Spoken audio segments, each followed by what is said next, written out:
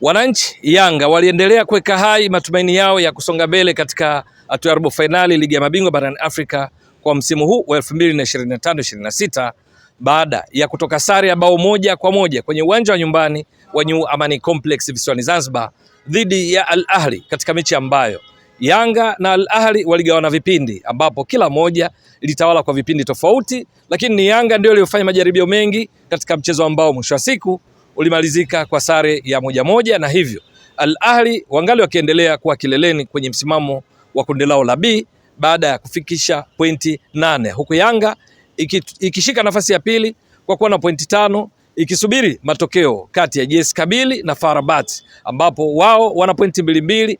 Yeyote akishinda baina yao bado atatimiza pointi sawa na Yanga, na akishinda JS Kabylie manake Yanga na JS Kabylie wanalingana head to head. Walipokutana ilikuwa ni bila kule nchini Algeria, na kwa sababu hiyo tofauti baina yao itatokana na goal difference. Nani ana tofauti nzuri ya mabao ya kufunga na kuruhusu.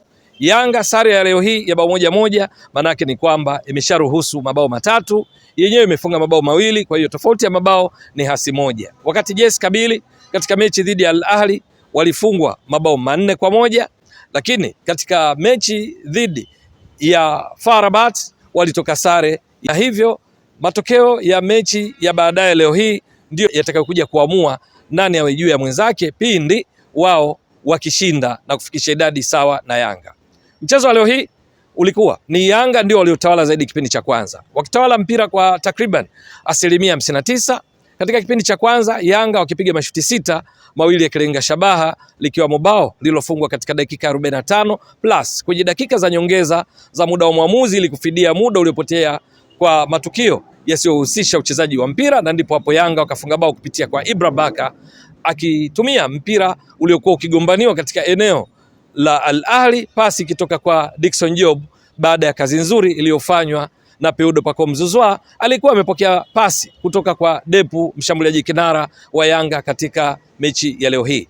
Mpaka mapumziko Yanga wanaongoza kwa bao 1-0, Yanga wakipiga mashuti 6, Al Ahly mpaka mapumziko wakipiga mashuti 2, hakuna lililolenga shabaha, lakini Yanga wakipiga mashuti 2 yaliyolenga shabaha. Kipindi cha pili ndipo ambapo Al Ahly wakaitoa mechi. Wao kwa kiasi kikubwa ndio waliomiliki zaidi mpira katika kipindi cha pili kwa 54%, wakipiga mashuti 2 yote yakilenga shabaha, huku Yanga katika kipindi cha pili wakimiliki mpira kwa 46%, wakipiga mashuti 5, hakuna lililolenga shabaha.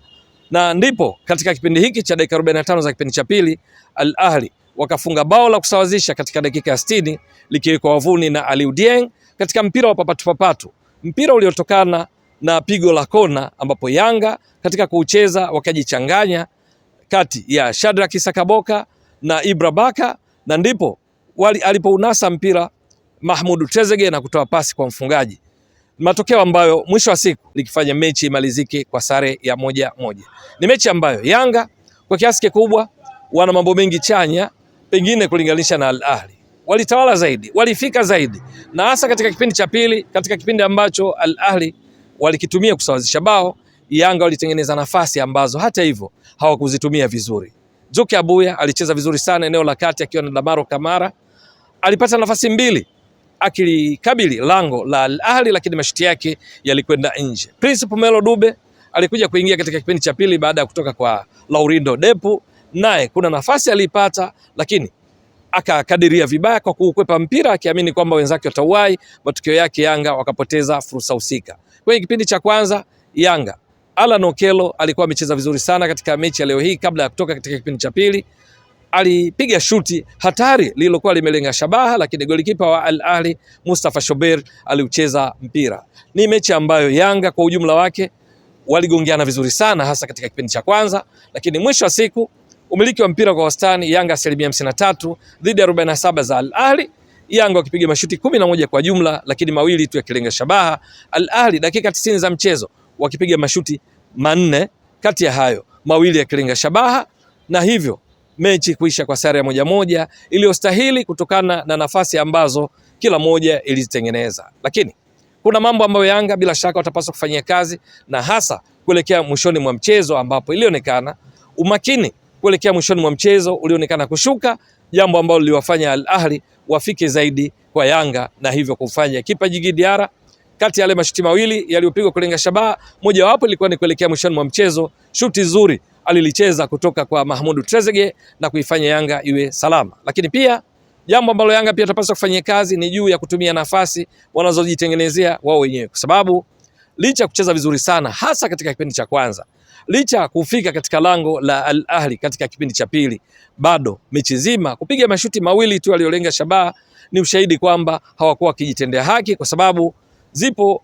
nafasi ambazo zilionekana labda walau golikipa Mustafa Shobeir angeshughulishwa kucheza, lakini wenyewe ndio waliopiga nje. Vinginevyo kwa ujumla Yanga so far so good, kwa sababu katika hatua ya makundi mechi 4 ina pointi 5, vinara wakiwa na pointi 8.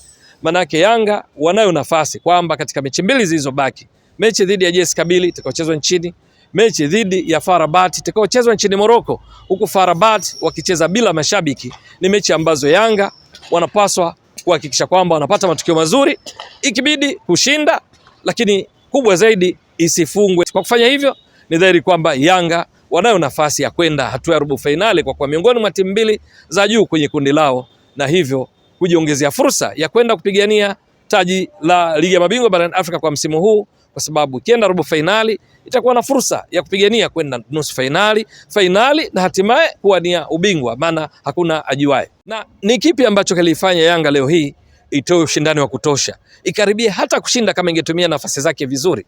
Ni pamoja na ukweli kwamba kwanza ilikuwa na jihadi ya kutosha kwa wachezaji walioanza kikosini, ambao kulikuwa na Djigui Diarra, alikuwepo Dickson Job, alikuwepo Bakari Nondo Mwamnyeto, alikuwepo Ibra Baka, alikuwepo Shadrack Sakaboka katika eneo la kiulinzi, wakati kwenye eneo la kiungo Mohamed Damaro Kamara na Dzuki Abuya ndio walionekana, lakini alikuwepo pia Maxim Pia Zengeli, Peodo Pacome Zouzoua, Alan Okello na mshambuliaji kinara alikuwa ni Depu. Ni kwamba mipira 50 kwa 50 Yanga walihakikisha wanaipambania katika muda wote, lakini lingine ni uimara katika kuzuia.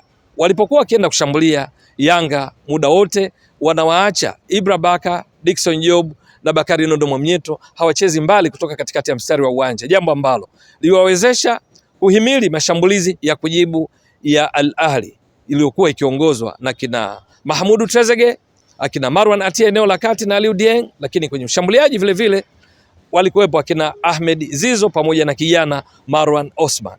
Lakini jambo lingine ni ukweli kwamba wachezaji wa Yanga wengi leo hii walikuwa kwenye kiwango bora sana. Alan Okello alikuwa vizuri sana. Peodo Pacome Zouzoua alikuwa na dribble mipira kupiga chenga kadri atakavyo katika muda mwingi wa mchezo. Mohamed Damaro Kamara eneo la kati dimba alilikamata vizuri katika nyakati nyingi za mchezo.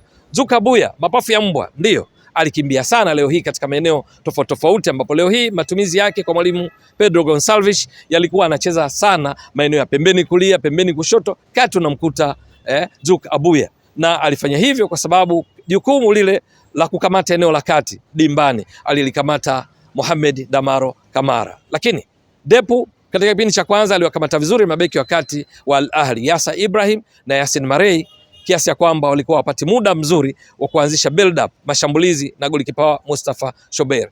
Lakini Shadrack Sakaboka alicheza vizuri sana katika kusukuma Yanga mashambulizi upande wa kushoto hadi alipokuja kutoka kipindi cha pili na kuingia kwa Mohamed Hussein Shabalala ambaye naye aliendeleza kazi hiyo. Kwa ujumla Dickson Job, Bakari Nondo Mwamnyeto, Ibra Baka walicheza vizuri sana katika kuzuia, na hata alipokuja kuingia Ezra Patrick Mwenda kwa kutoka Alan Okello, ikiwa ni mabadiliko ya kimbinu katika kipindi cha pili, bado na yeye alimalizia vyema kazi. Matokeo yake Yanga licha kwamba mechi imeisha kwa sare ya 1-1, lakini walikuwa na mambo mengi chanya. Kasoro pekee ni ile tutoka kuzungumza juu ya kutumia nafasi wanazojitengenezea wenyewe. Mpaka sasa katika ligi ya mabingwa barani Afrika wakiwa wamecheza mechi 4, Yanga wameshapiga mashuti 18 ya kulenga shabaha, lakini wamefunga mabao 2 tu. Kupigiwa mashuti 2 leo ya kulenga shabaha katika mechi dhidi ya Al Ahly, maana yake Yanga ameshapigiwa sasa mashuti 13 ya kulenga shabaha, wapinzani wakifunga mabao 3, lakini matatu haya yote yakifungwa na Al Ahly, kwa sababu mechi iliyopita Yanga walifungwa 2-2 kule Misri, na leo hii 1-1 ndio mabao 3 aliyoruhusu Yanga. Kwa ujumla so far so good. Kongole kutokana na kiwango kizuri alichokionyesha, kwa sababu ni mechi ambayo malengo ilikuwa kushinda, lakini kama isiposhinda basi walau ipate sare, halafu kusubiri mechi 2 ambazo ziko mkononi mwao. Mpaka sasa hatima yao iko mikononi mwao na wala haisubiri matokeo ya mechi nyingine. Kitendo hicho peke yake chatosha kuipa kongole Yanga, maana ilicheza na Al Ahly katika mechi ambayo ilionyesha kiwango kizuri sana. Al Ahly ambayo ni klabu namba 1 kwa ubora barani Afrika kwa viwango vya CAF, klabu iliyotoa taji hili la ligi ya mabingwa mara 12 ambayo ni rekodi kulinganisha na timu zinazoifuatia kwa kutoa mataji mengi kama TP Mazembe iliyotoa mara 5. Je, itakuwa vipi katika msimu huu wa ligi ya mabingwa barani Afrika kwa wananchi Yanga chini ya kocha Pedro Gonçalves? Ni swala la kusubiri. Ewe mtazamaji wa Mbwaduke Stats Sport Next Level, endelea kuunga mkono channel hii kwa kuhakikisha kama una subscribe, una share, una like na kucomment. Mwasilishaji wako ni mimi Ramadhani Mbwaduke almaarufu kama Mzee wa Data. Shukran jazilan. Bye bye.